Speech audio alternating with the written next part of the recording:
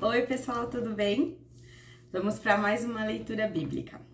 Senhor Jesus, envia seu Espírito Santo para que a gente possa compreender a sua palavra e que ela nos transforme verdadeira e profundamente de dentro para fora, que isso gere frutos em nossas vidas.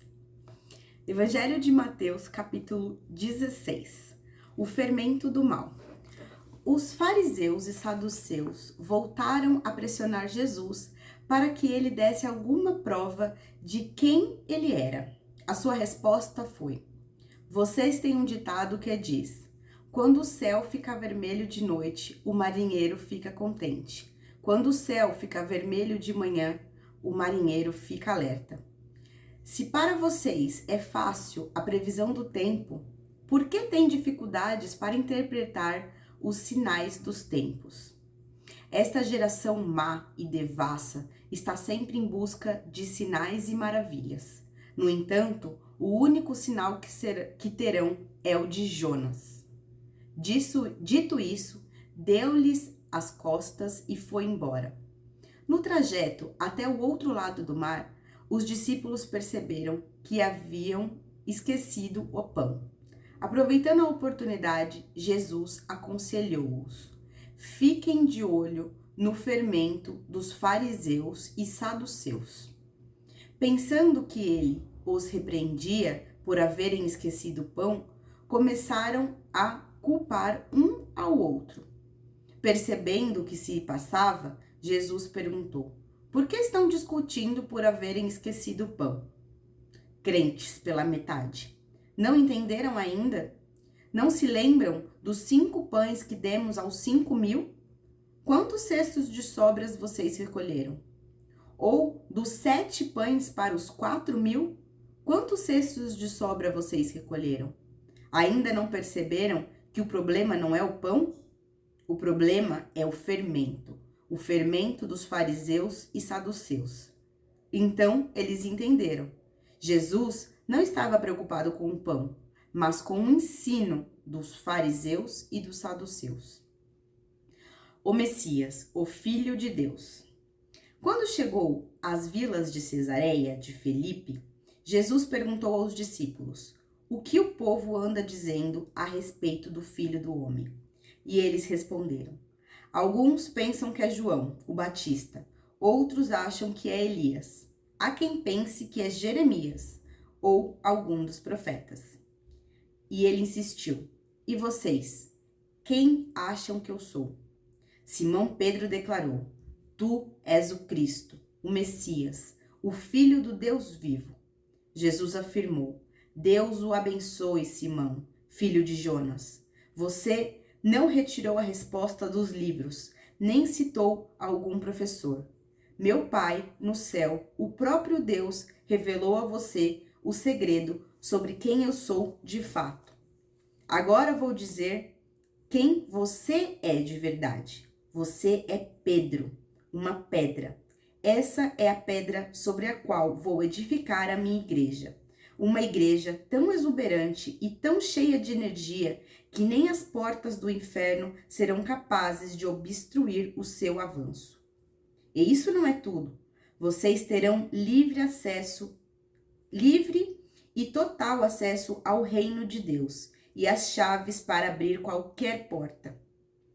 Sem mais barreiras entre o céu e a terra e o céu. Um sim na terra é um sim no céu. Um não na terra é um não no céu. Ele exigiu segredo dos discípulos. Fez que prometessem não contar a ninguém que ele era o Messias. Quem está no comando? Jesus deixou claro aos discípulos que precisava ir a Jerusalém. Ali haveria de sofrer, nas mãos dos líderes do povo, dos sacerdotes e dos líderes religiosos, e seria morto. Mas no 3º dia iria ressuscitar. Pedro segurou-lhe o braço protestando: impossível, mestre, não pode ser. Jesus, porém, ficou contente. Jesus, porém, ficou firme. Pedro, saia do meu caminho. Fora, Satanás. Você não tem ideia de como Deus trabalha. Então, Jesus ordenou aos discípulos: quem quiser seguir-me tem de aceitar a minha liderança. Quem está na garupa não pega rédea. Eu estou no comando. Não fujam do sofrimento. Abracem-no. Sigam-me e eu mostrarei a vocês como agir. Autoajuda não é ajuda, de jeito nenhum. O autossacrifício é o caminho, o meu caminho. Para que vocês descubram a sua verdadeira identidade. Qual é a vantagem de conquistar tudo o que se deseja, mas perder-se a si mesmo? O que vocês teriam para dar em troca da sua alma? Não fiquem obcecados em fazer negócios. Antes que percebam, o Filho do Homem virá com todo o esplendor do Pai, acompanhado por um exército de anjos. Então, vocês obterão tudo o que sempre desejaram. Não é sonho. Alguns de vocês aqui verão tudo isso acontecer. O Filho do Homem vindo na glória do reino. Amém! Forte essa passagem, né? Muito forte. E ela acompanha muitas coisas que eu tô estudando agora. É muito bonito como a palavra de Deus, ela acompanha a nossa vida, né? Às vezes eu acho que eu tô atrasada, mas quando eu vou ler eu percebo que realmente era hoje para eu ler essa passagem. É muito bonito isso. Mas vamos lá, vamos conversar, vamos filosofar sobre essa passagem tão bonita e tão forte, né? O primeiro momento da passagem aqui no começo, que ele fala sobre o fermento do mal, né? Que ele começa falando sobre as pessoas, né, os fariseus, né, os saduceus, saberem interpretar o céu para saber se vai estar bom para pesca ou não, se vai estar bom para o mar ou não, e não saberem interpretar quem era o Filho do Homem, quem era Jesus, que era o Messias, né? E assim, esses homens, esses fariseus e esses saduceus, eles não eram qualquer pessoas, eles entendiam da palavra de Deus, eles entendiam da lei, eles tinham acesso a todos os escritos, aos pergaminhos que falavam que o Messias ia vir. E aí, quando o Messias chegou, eles não o reconheceram, né? Então, que ensino era esse que eles praticavam? O que eles tanto estudavam nos templos que não era para reconhecer o Messias, né? A gente tem que ficar muito atento com isso. E aí, aqui, os discípulos ficaram perdidos, falando, esquecemos o pão, e ficaram se acusando, brigando. Então, Jesus lembrou ele, quem lembra, né? Quem viu os últimos 2 capítulos, assistiu o vídeo, viu que foi nesses últimos 2 capítulos que teve a multiplicação dos pães, né? 2 ou 3 capítulos.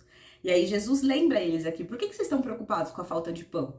Por que vocês estão preocupados se vocês viram 5 pães alimentar 5.000 pessoas, né? Olha, toma cuidado com o que vocês se preocupam, né? Com o que realmente importa, né? E aí que no final eles falam. Então eles entenderam, Jesus não estava preocupado com o pão, mas com o ensino dos fariseus e dos saduceus, né? Estava preocupado com o que esses homens que se diziam tão próximos a Deus estavam ensinando. O que era esse ensino? Porque não era para reconhecer o Messias, né? Então, era isso que preocupava Jesus.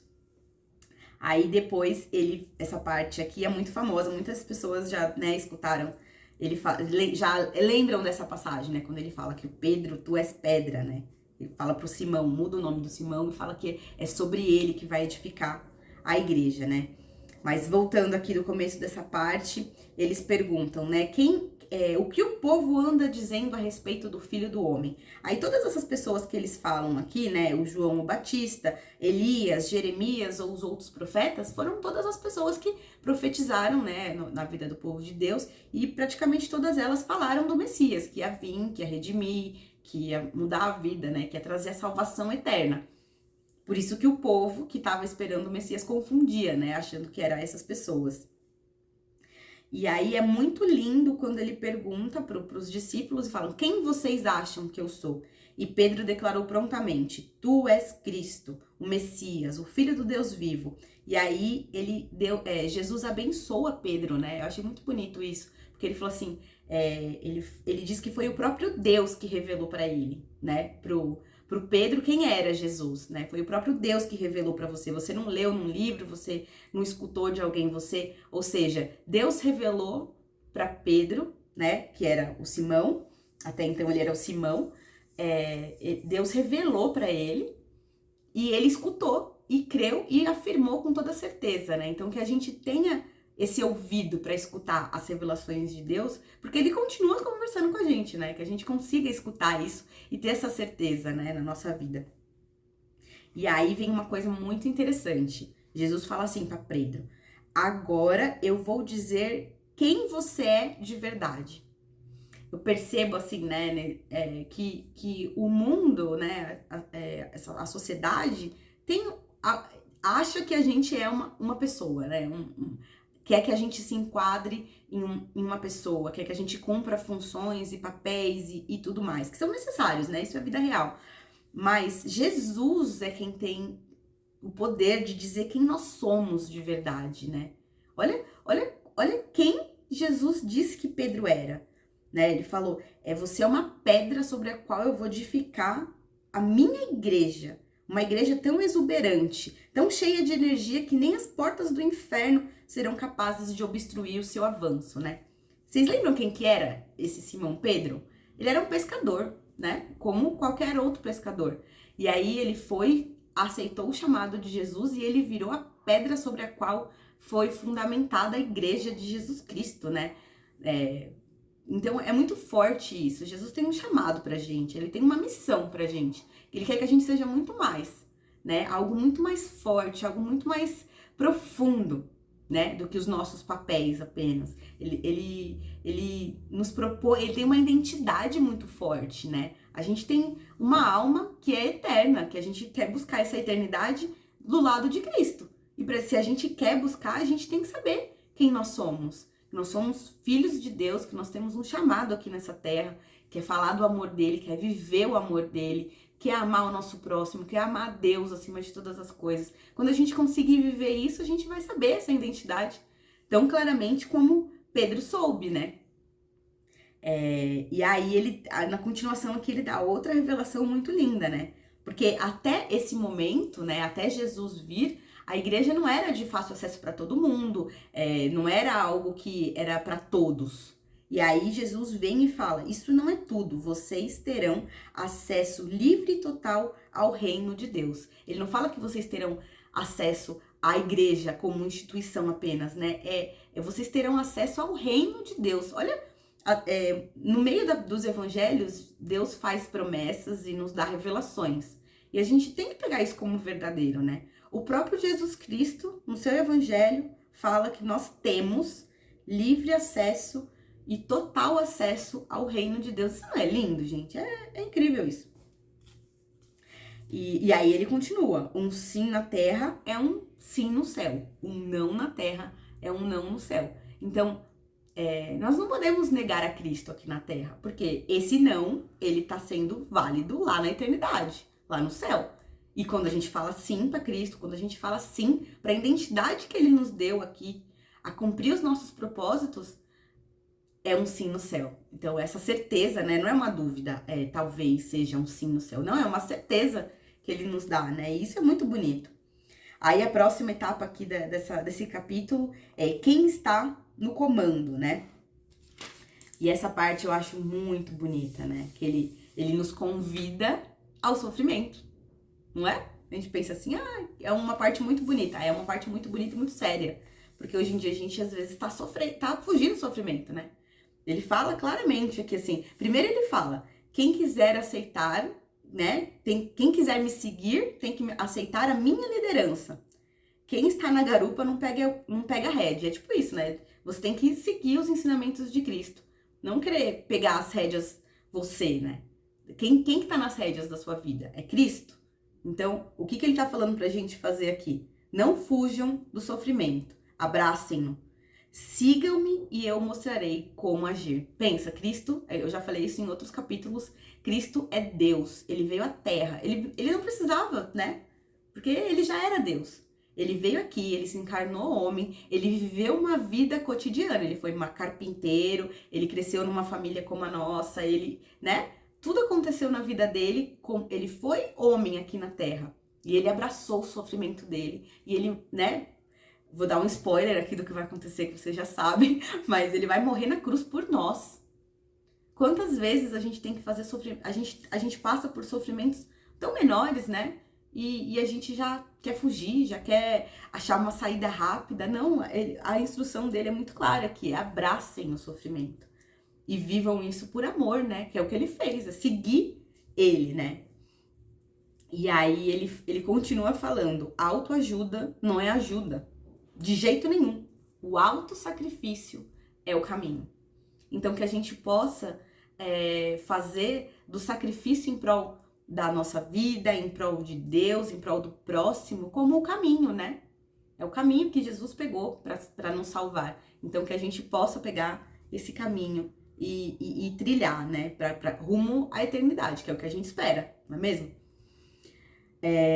E aí aqui ele fecha de maneira muito exuberante, né? Às vezes eu me pego pensando, tem uma música, tem um filme que é muito bonito, que ele conta a história de uma música que é um homem contando como é que ele fica imaginando como é que é quando ele encontrar Cristo, né? Ele fala, só posso imaginar quando eu te encontrar. Será que eu vou cair de joelhos? Será que eu vou começar a louvar? Como é que vai ser? Eu já me peguei pensando isso algumas vezes, né? Porque ele fala assim, o Filho do Homem virá com todo o esplendor do Pai, acompanhado por um exército de anjos. Gente, isso vai ser incrível. E um dia a gente vai poder ver isso. A gente tem que acreditar nisso. Porque se a gente acreditar nisso, isso vai ser um regulador das nossas atitudes. Eu não quero perder de ver Cristo voltando e poder ir com ele para a glória, né? E poder ir para o céu e viver uma vida eterna do lado de Cristo. Isso é muito lindo, é o que Deus fala pra gente na palavra dele, que sobrevive há tantos anos. A gente precisa acreditar nessas verdades, porque com certeza ela vai ajudar a gente a ser o ser humano que agrade a Cristo, sabe? É isso aí, pessoal. Até o próximo vídeo, espero que vocês tenham gostado da leitura desse capítulo, desse bate-papo, e nos vemos no próximo vídeo. Tchau, tchau!